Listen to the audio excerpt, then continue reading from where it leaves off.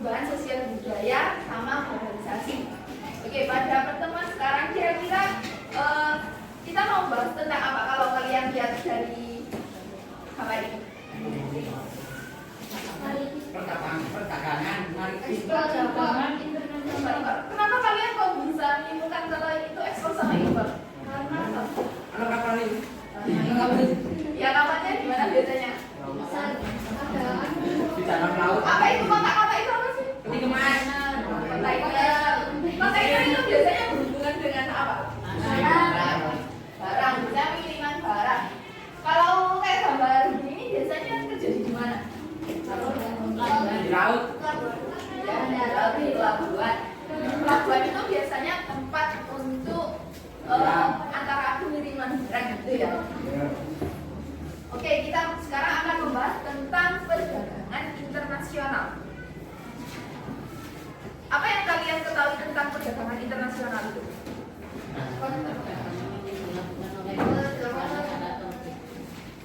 Ya, ada beberapa negara. Apa lagi? Perdagangan internasional. Apa yang kalian ketahui? Di buku perdagangan internasional halaman 61 JKS.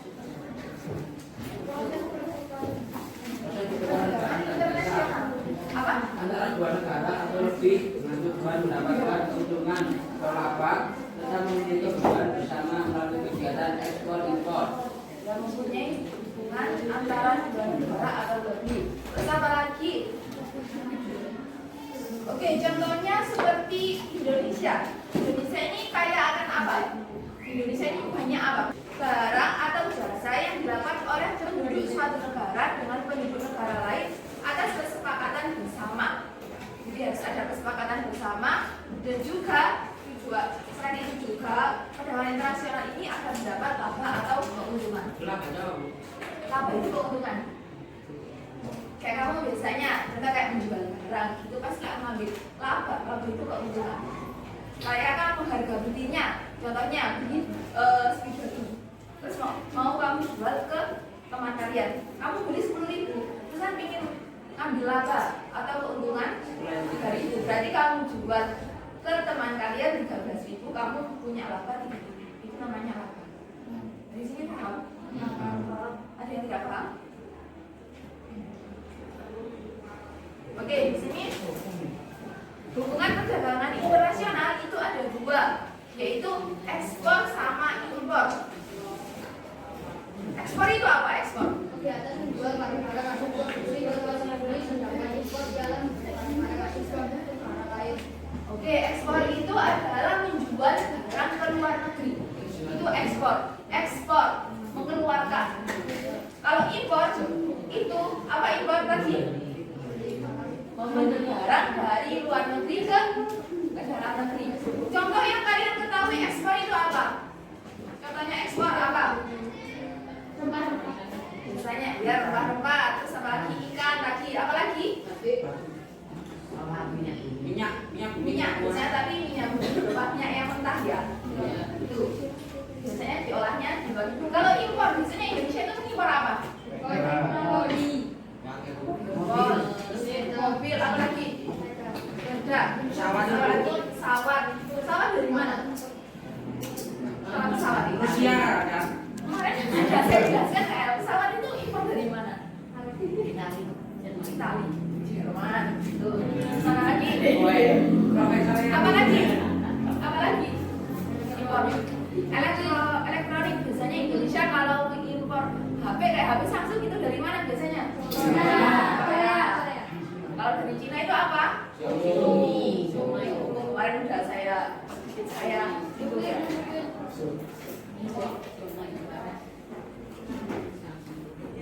Terus perdagangan internasional ini mempunyai beberapa kebijakan. Yang pertama yaitu kebijakan tarif atau bea masuk. Tarif atau bea masuk. Tarif atau bea masuk itu kayak pajak gitu. Yang pertama tarif atau bea masuk.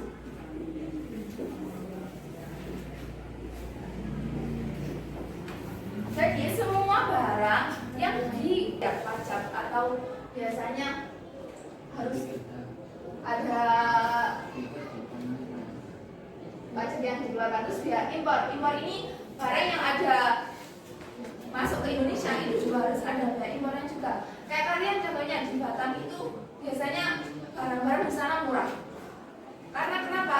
Biasanya tapi kalau barangnya ada di Batam itu cenderung barang-barang di situ itu belum bayar biaya masuk. Terus biaya transistor. Biaya transistor ini kayak contohnya tadi ada kapal yang ada di pelabuhan gitu. Itu contohnya ada kapal dari Malaysia mau ke Singapura. Otomatis kalau mau ke Singapura itu harus melewati Indonesia dulu. Dan itu namanya kalau kita melewati Indonesia dulu itu namanya transistor. Di sini Pak. Itu biaya atau biaya tarif. Selanjutnya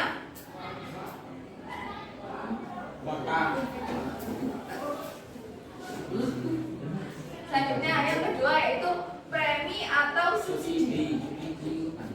Subsidi itu bantuan. Ya benar, subsidi tadi bantuan. Contohnya, subsidi bantuan itu bukan hanya berupa uang saja, tapi juga bisa berupa barang, terusan bahan produksi, terusan juga bisa alat produksi. Apa? Ini tapi dalam bentuk ini ya, maksudnya apa dalam hari internasional itu. Terus kalau premi itu adalah hadiah. Kayak kamu mau menjual barang ke luar negeri, tapi kamu sendiri itu kebutuhannya masih belum terpenuhi. Jadi sampai dilarang itu aja. Gitu.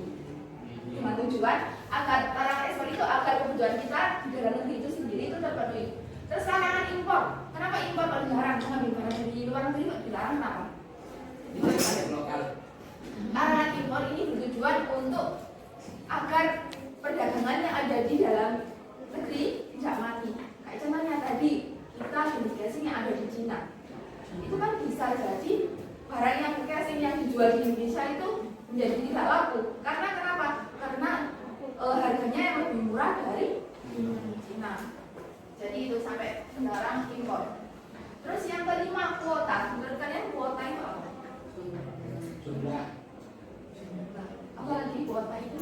Pembatasan jumlah. Iya, kapasitas Itu ada kuota. Apa? Pembatasan jumlah maksimal barang yang boleh diimpor dan ekspor per hari. Oke, kuota itu adalah pembatasan. Jadi setiap barang yang mau diekspor atau diimpor itu harus ada takarannya sendiri-sendiri. Tujuannya apa? Yang pertama tadi agar bisa memenuhi kebutuhannya yang ada di dalam negeri. Terus agar perekonomian yang ada di Indonesia sendiri itu tidak mati. Itulah kuota. Kalau yang terakhir devaluasi. Apa itu devaluasi? Apa devaluasi?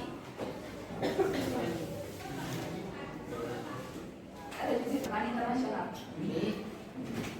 Babak pertama, faktor pendorong internasional.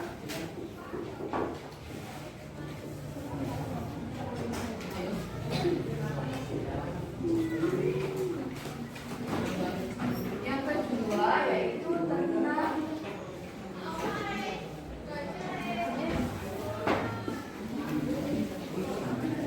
hambatan perdagangan internasional. Iya nggak apa-apa. Kalian sumbernya jangan di LKS aja ya. Jadi kan internet nggak apa-apa. Boleh di buku paket, boleh kalau kamu punya buku IPS yang lain kamu cantumkan juga. Cari sumber sebanyak mungkin dan menjelaskan sebaik mungkin.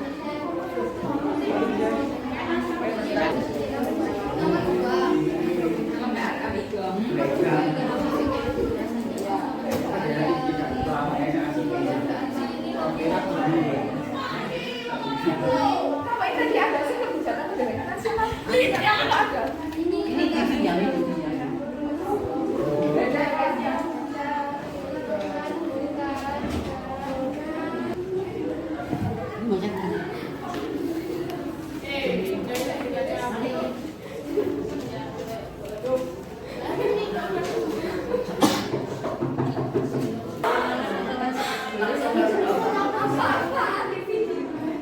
Faktor pendorong perdagangan. Assalamualaikum warahmatullahi wabarakatuh. Waalaikumsalam warahmatullahi wabarakatuh. Faktor pendorong perdagangan internasional. Satu, perbedaan sumber daya alam yang dimiliki masing-masing negara yang berbeda. Oleh karena itu, negara-negara tersebut dapat melakukan pertukaran hasil sumber daya tersebut melalui kegiatan perdagangan. 2. Perbedaan tingkat kualitas SDM. Karena negara yang memiliki SDM yang berkualitas dapat menghasilkan barang dan jasa yang dengan mutu atau kualitas tinggi yang akan menjadi daya tarik negara lain. 3. Perbedaan ilmu pengetahuan dan teknologi. Negara yang menguasai iptek akan memproduksi barang dan jasa yang berkualitas dengan kuantitas yang baik sehingga dapat menghemat biaya produksi yang akan mempengaruhi harga suatu barang. 4. Perbedaan budaya suatu nasional. Yang pertama, perbedaan sumber daya alam yang dimiliki oleh suatu negara. Kayak tadi saya contohkan di Indonesia banyak sumber daya alam kayak perikanan, terusan. Tapi untuk iptek atau teknologinya kurang, jadi bisa impor. Itu perbedaannya sumber daya alam. Yang kedua yaitu memenuhi kebutuhan. Memenuhi kebutuhan hampir sama, contohnya kayak nomor 1. Contohnya kan di Indonesia nggak ada elektronik, bisa impor di luar negeri tadi. Selanjutnya perbedaan iptek, ilmu pengetahuan dan teknologi. Teknologi di Indonesia ini jelas masih kurang ya, sehingga Warahmatullahi wabarakatuh.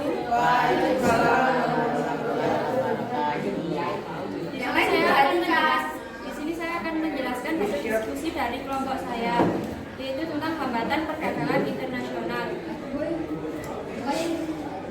1. Kebijakan tarif yang menjadi hambatan perdagangan internasional.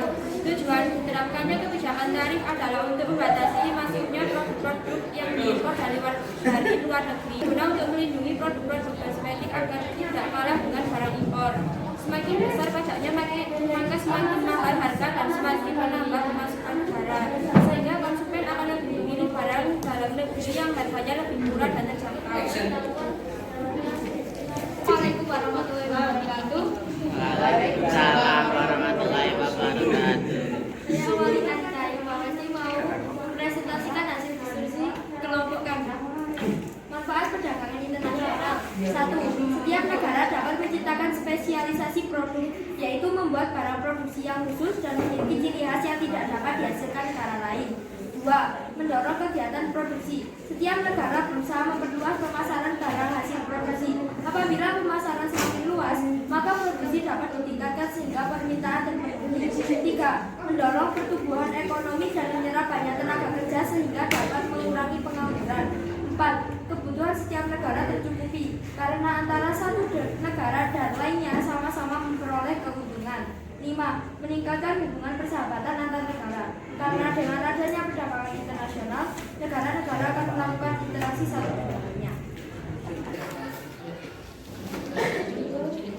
Assalamualaikum warahmatullahi wabarakatuh. Jadi kami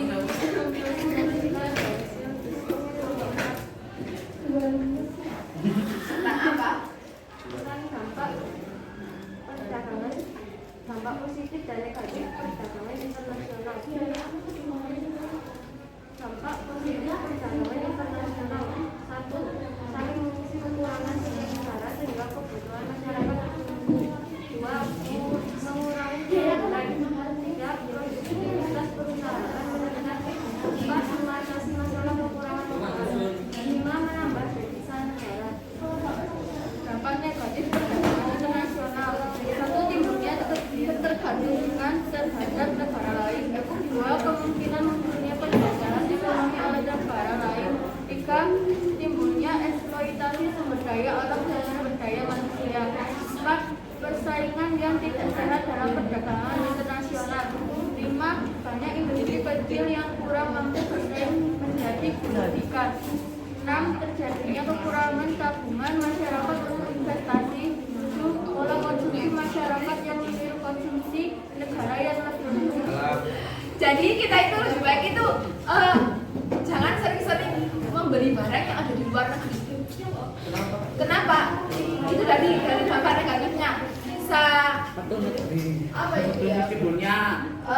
Timbulnya ketergantungan juga bisa. Terus yang kedua bisa mematikan barang yang ada di dalam negeri. Aduh. Kemarin nggak sepeda aku di hotel. tapi ya cuma kebutuhannya saja, jangan keinginan. Jadi kalau kalian mau beli apa-apa itu jangan memenuhi keinginan kalian, tapi kebutuhan kalian. Kalau saya ingat ekspor sama impor ini, kalian pernah baca novel itu Pulang Sama Pergi? Di novel sini tuh banyak tentang ekonomi, terutama pada impor sama ekspor. Di situ ada shadow ekonomi kalau nggak salah. Di situ apa? Assalamualaikum warahmatullahi wabarakatuh. Warahmatullahi wabarakatuh. Di sini saya mau menyampaikan hasil diskusi dari kelompok kami. Perbedaan perdagangan dalam negeri dan perdagangan internasional. Perdagangan dalam negeri. 1. Kegiatan dilakukan dalam wilayah suatu negara. Contohnya, distribusi sabu dari Papua ke Pulau Jawa. 2. Pembeli dan penjual cenderung bertemu atau berinteraksi langsung. Contohnya, interaksi jual beli yang terjadi di pasar tradisional. 3. Mata uang yang digunakan sama. Contohnya, aktivitas jual beli antar wilayah dalam suatu negara. 4. Biaya angkut lebih murah. Contohnya, jika perdagangan antar wilayah dalam suatu negara, biaya relatif rendah. Perdagangan internasional. 1. Kegiatan dilakukan dalam wilayah negara. Contohnya, pembelian HP Samsung dari Korea Selatan. 2. Pembeli dan penjual tidak berinteraksi langsung. Yang belum mengerjakan ulangan, kerjakan nanti linknya saya buka. Kerjakan ulangan di Google Form itu buat poster sama buat clipping. Tahu clipping nggak? Oh, kamu belum kerjakan kamu. Sudah. Yang belum kerjakan ulangan aja. Buat clipping, paham clipping kan? Oh, itu buatnya kerjakan terlambat. Iya. Ya sudah nggak usah. Buat clipping itu kayak kamu di kertas ini, tapi clippingnya tentang perubahan sosial budaya ya. Kamu cari di internet ke clipping itu apa? Tapi buat di kertas kamu nulis sendiri, nggak boleh ketik, nggak boleh buat di kata, tapi nulis. Oke, paham? Paham.